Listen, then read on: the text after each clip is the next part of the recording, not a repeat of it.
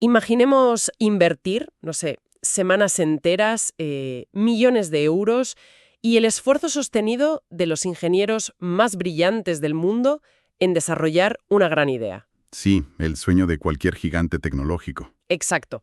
Pues imaginemos hacer todo eso solo para descubrir que los datos que justifican su rotundo éxito son, en realidad, una completa y absoluta ilusión. Bueno, es un escenario francamente aterrador para cualquier empresa de primer nivel, pero, aunque parezca increíble, es una situación que ocurre con muchísima más frecuencia de lo que la industria querría admitir en público. Damos una cálida y muy entusiasta bienvenida a quienes nos escuchan a una nueva inmersión profunda.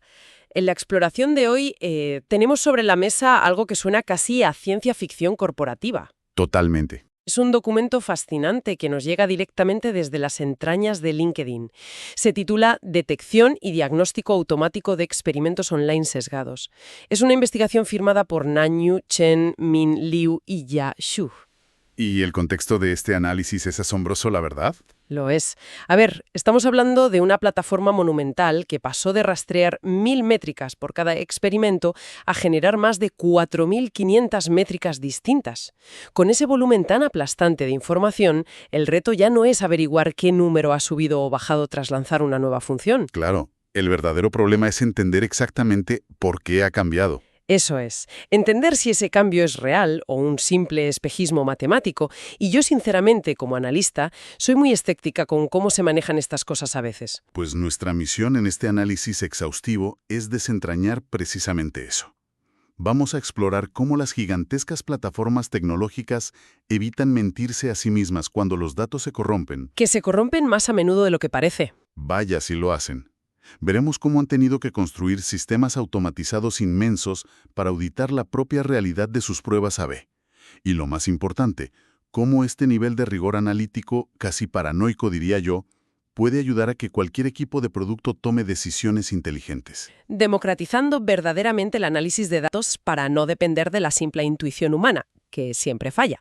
Vale, vamos a desglosar esto desde la base, porque todo el documento gira en torno a un concepto central que ellos llaman análisis activado, o triggered analysis en inglés. Sí, es el núcleo de todo el sistema. La premisa es que, en lugar de medir el comportamiento de toda la base de usuarios cuando se lanza un experimento, el sistema solo mide a aquellos usuarios que realmente han interactuado con la nueva función o que han estado expuestos a ella de forma directa. Lo fascinante aquí es cómo esta simple decisión lo cambia absolutamente todo.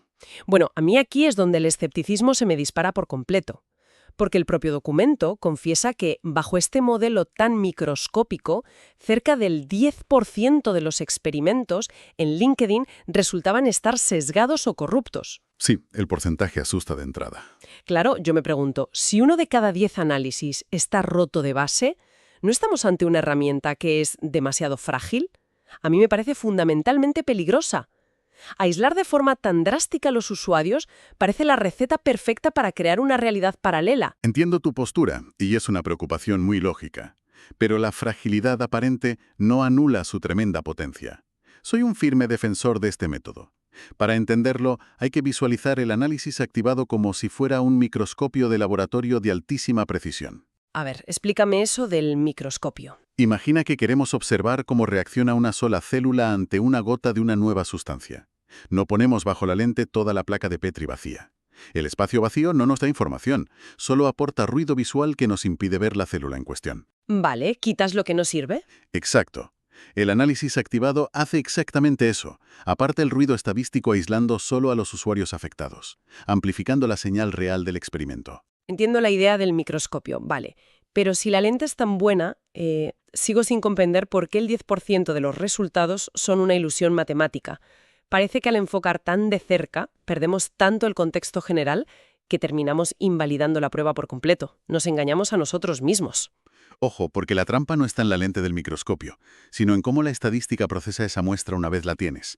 Y aquí es donde el documento introduce algo llamado el método delta, que es vital para demostrarlo matemáticamente. El método delta. Suena a película de espías. Un poco sí. Explicado de forma sencilla para quienes nos escuchan, imagina que queremos medir si un nuevo entrenamiento mejora la altura de los saltos de un equipo de baloncesto. Vale, tenemos a los jugadores. Si para sacar la media de mejora medimos los saltos de los 5 jugadores que han entrenado, veremos el impacto del entrenamiento claramente. Hasta ahí lógico. Pero si para sacar la media incluimos en la medición a las 10.000 personas del público que están sentadas comiendo palomitas y que no han recibido el entrenamiento... Claro, la media de saltos se hunde en la miseria. Exactamente. La mejora de los jugadores se vuelve matemáticamente invisible.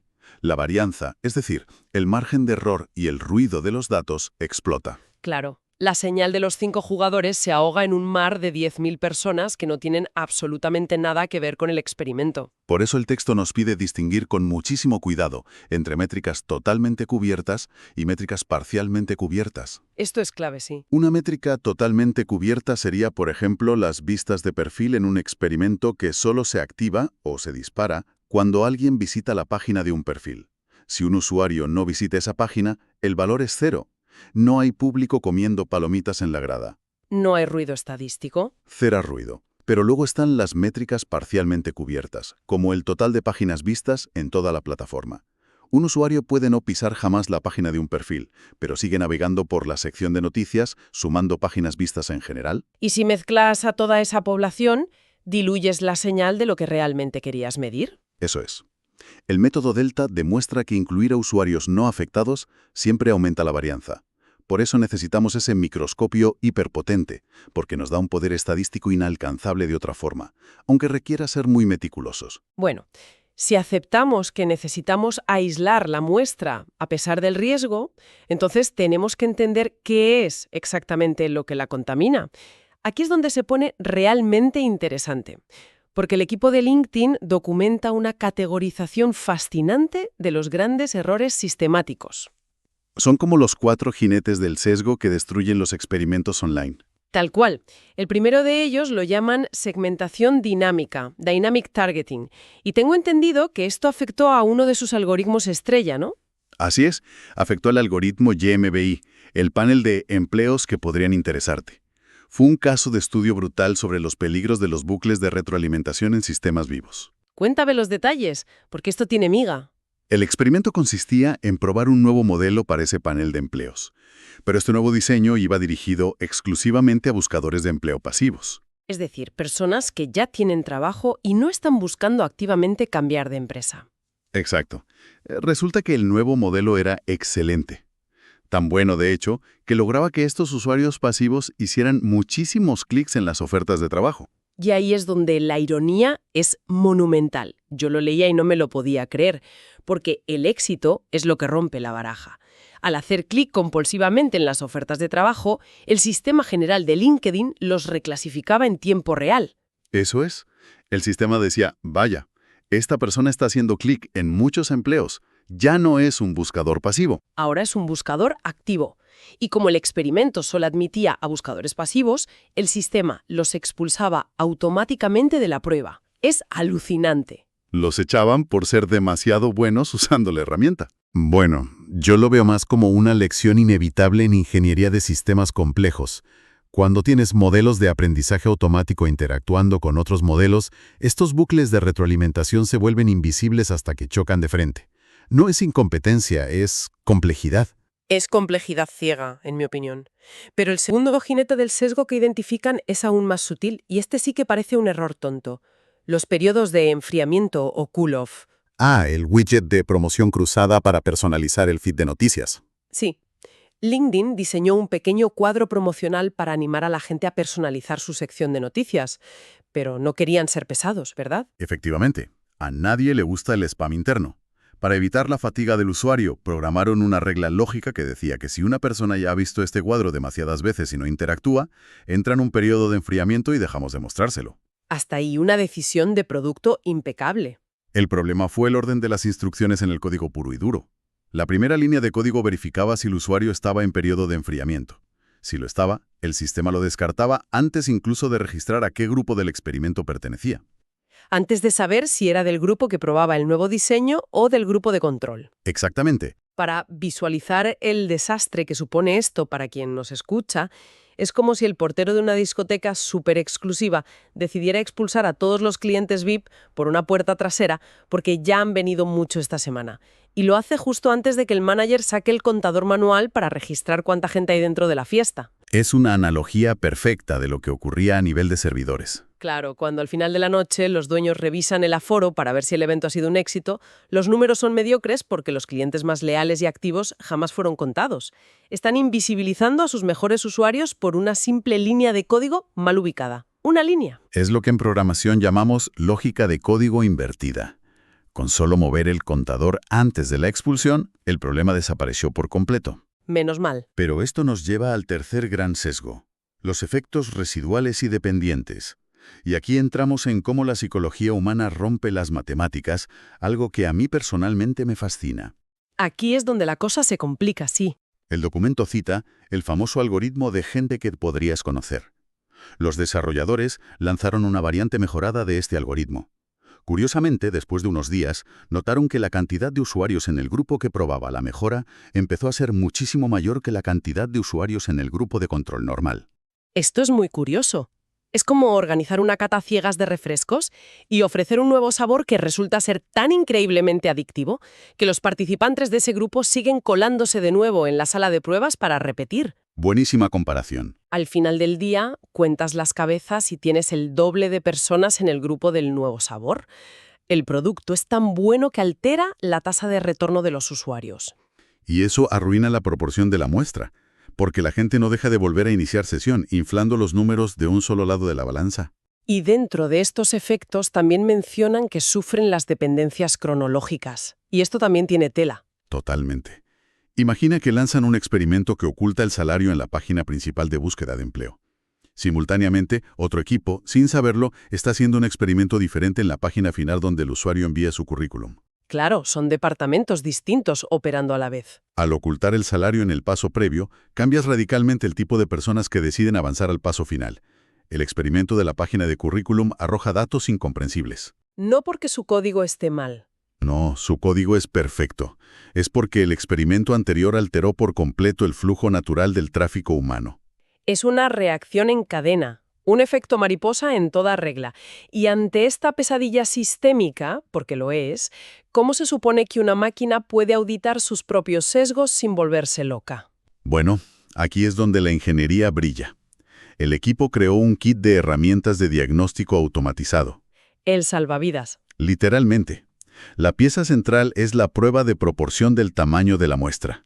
Utiliza una herramienta estadística llamada prueba de chi cuadrado. Vale, sin entrar en fórmulas matemáticas muy densas, ¿cómo visualizamos esto?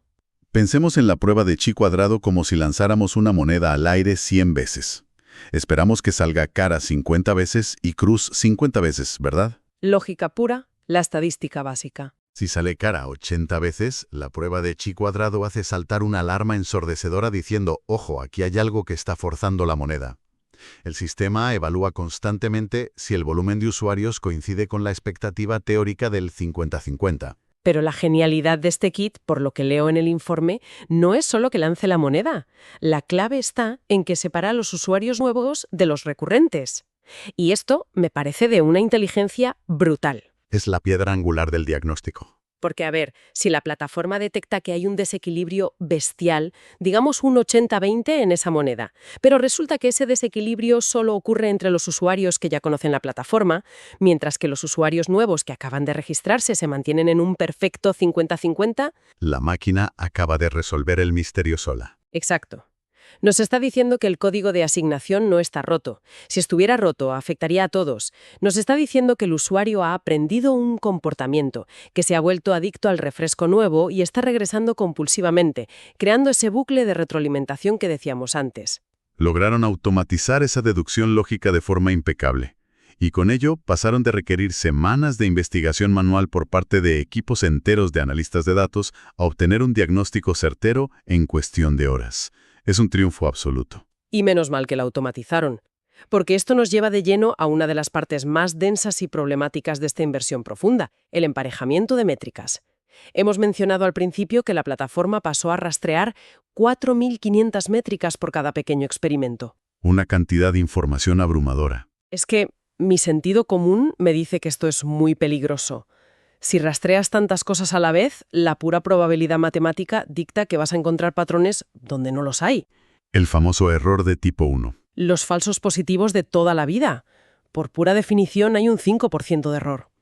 Si mides 4.500 variables para ver el impacto de cambiar un simple botón a color azul, eventualmente encontrarás una correlación supuestamente exitosa entre los usuarios que hacen clic en el botón azul y los usuarios que, no sé, tienen iguanas como mascota. Es un ejemplo extremo, pero matemáticamente posible. Es puro ruido, una coincidencia absurda. ¿Cómo evitan ahogarse en este océano de correlaciones falsas? Yo soy muy escéptica con que puedan limpiar tanto dato. Ese fenómeno se conoce como dragado de datos, data dredging. Y te doy la razón, es uno de los mayores miedos en la estadística moderna. Para evitar que el botón azul y los dueños de iguanas se conviertan en una política de diseño de la empresa, el documento detalla la implementación del algoritmo de Benjamin y Hopker. Otro nombre que impone respeto. Piensa en este algoritmo como si fuera un profesor de universidad extremadamente estricto que tiene que corregir 4.500 exámenes tipo test de sus alumnos. Vaya tortura para el profesor. Si el profesor solo busca un aprobado básico, un 5 sobre 10, sabe que muchos alumnos van a aprobar por pura suerte, simplemente adivinando las respuestas al azar. Como nuestras correlaciones de iguanas. Exactamente. Lo que hace este algoritmo es subir la nota de corte dinámicamente en función de la cantidad de exámenes que está corrigiendo. Cuantas más métricas analizas simultáneamente, más estricto se vuelve el algoritmo para dar una métrica por significativa. Ah, filtra a los que aprobaron de potra por pura suerte estadística. Controla la tasa de falsos descubrimientos manteniendo el rigor. Es un mecanismo de defensa contra el azar muy sofisticado.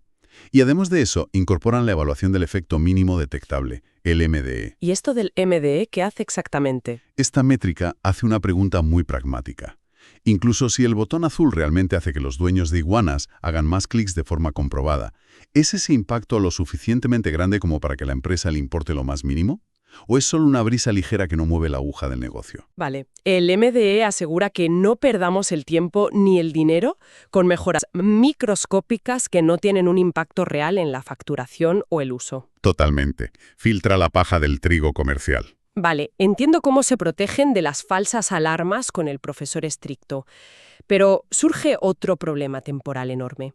Evaluar métricas grandes y pesadas como la facturación mensual o la retención anual de usuarios requiere semanas o incluso meses de datos. La paciencia no abunda en el sector tecnológico. Claro, es que si un experimento es un desastre absoluto, la empresa tiene que desangrar dinero durante un mes entero solo para acumular los datos suficientes que satisfagan al algoritmo estricto y alcanzar la llamada significancia estadística. Me parece un modelo de negocio suicida. Y aquí es donde la investigación brilla con luz propia al proponer los indicadores tempranos a través de métodos bayesianos. En lugar de esperar pasivamente a que llegue el golpe financiero, utilizan el pasado como una bola de cristal estadísticamente fundamentada. Esto me interesa mucho. ¿Cómo funciona esa bola de cristal? Hacen metaanálisis masivos de miles de experimentos históricos. Descubren que, por ejemplo, cada vez que la métrica de mensajes privados enviados cae en la primera semana de un experimento, la facturación total se desploma inevitablemente 3 semanas después.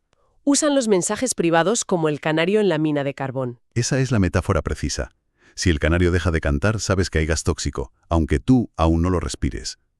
El teorema de Bayes permite a la plataforma tomar esa caída temprana de los mensajes y calcular con extrema precisión la probabilidad de que la facturación vaya a sufrir en el futuro cercano. Entonces, si conectamos esto con la realidad de quienes toman decisiones, permite a los equipos apagar un experimento tóxico en 3 días sin tener que esperar a ver el daño financiero un mes después en los informes de contabilidad. Básicamente, el pasado predice el futuro si sabes dónde mirar y tienes los datos históricos para respaldarlo. Pero, hablando de tiempo, hay un cuarto gran bloque en esta exploración que me parece de lo más contraintuitivo. Es el espejismo temporal. Mencionan cómo el propio paso de los días genera un pánico injustificado en los equipos de datos debido a algo que llaman el efecto del día de activación, o Trigger Day Effect. Este es un fenómeno que vuelve locos a los analistas junior constantemente. No me extraña.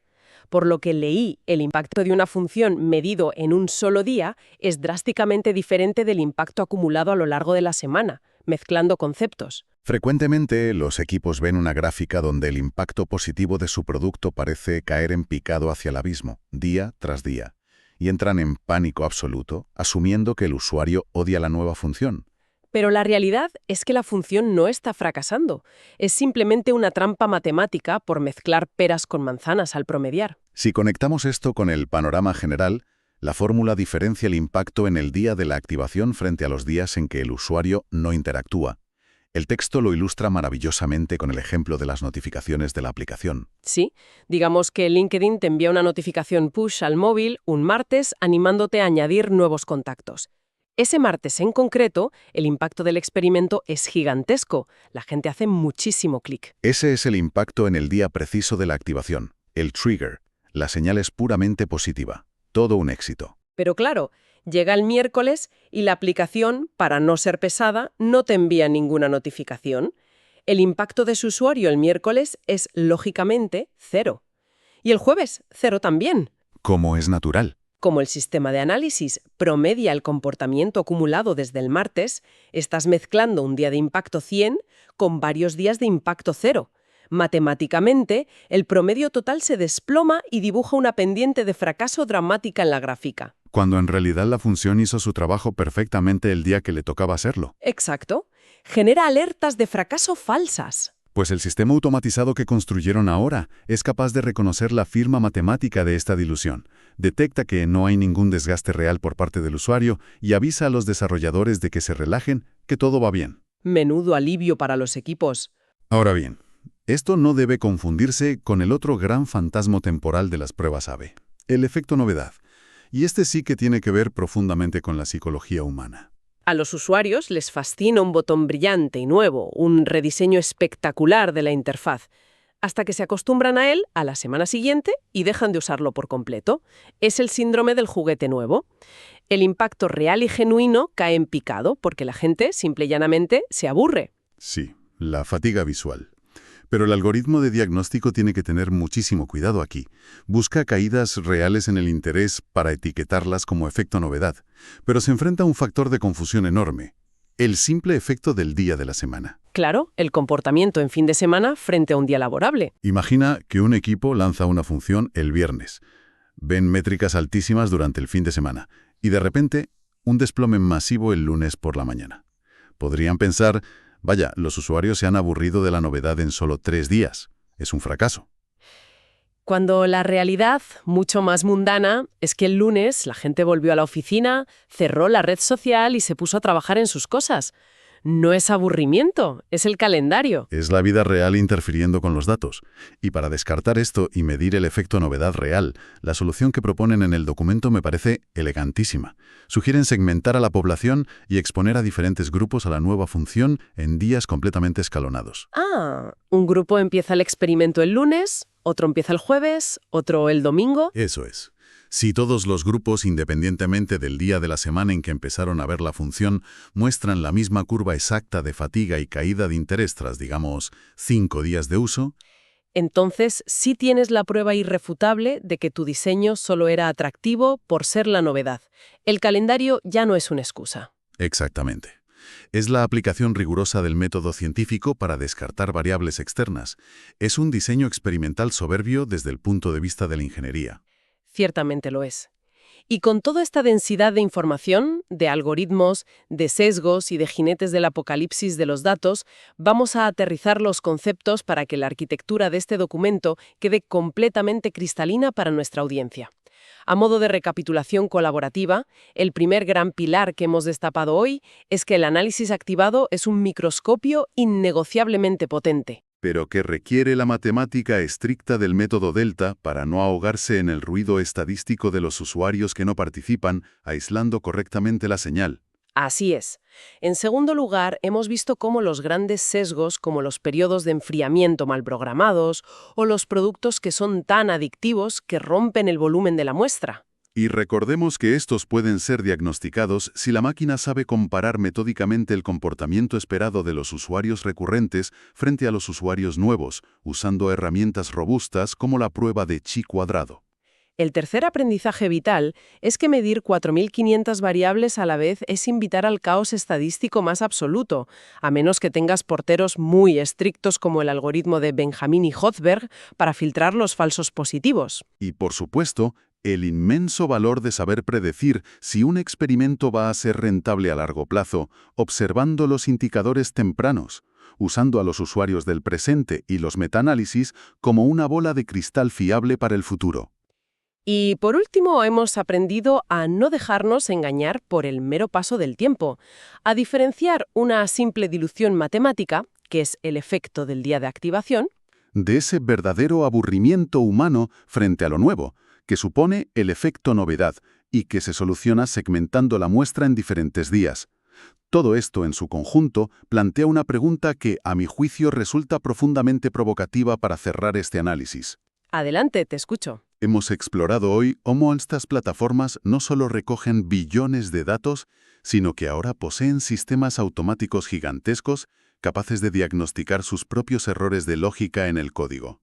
Son capaces de auditar sus propios sesgos psicológicos y hasta predecir el fracaso semanas antes de que ocurra basándose en un historial invisible de metaanálisis. Una maquinaria perfecta. La pregunta es, si las arquitecturas analíticas impulsadas por inteligencia artificial están alcanzando este grado de autoconsciencia diagnóstica, ¿no nos estaremos acercando a un punto de inflexión definitivo en la industria? ¿En qué sentido? Un escenario futuro muy cercano donde no será el ser humano quien analice el panel de datos para decidir qué producto lanzar o retirar, sino que la propia inteligencia artificial tomará las decisiones de producto, diseñará, evaluará y ejecutará las mejoras, dejando al diseñador humano relegado a un papel de simple observador, fascinado ante una experimentación y evolución digital completamente autónoma. Uf, es una reflexión que da verdadero vértigo. La idea de pasar de ser los orgullosos arquitectos del experimento a ser meros espectadores de una máquina que se receta a sí misma la cura contra sus propios sesgos. Exactamente. Dejaríamos de ser los pilotos para ser los pasajeros. Con este pensamiento flotando en el aire, agradecemos profundamente el tiempo que nuestra audiencia ha dedicado a acompañarnos en este complejo laberinto de métricas y probabilidades estadísticas. En un mundo cada vez más inundado por información a escala masiva, mantener viva la curiosidad y preservar el pensamiento crítico es la única forma de no perderse en el ruido de los datos. Nos despedimos por hoy, esperando que esta inmersión profunda haya aportado algo de luz sobre las inmensas y silenciosas maquinarias que moldean nuestra experiencia digital diaria. Un saludo cordial y hasta la próxima exploración.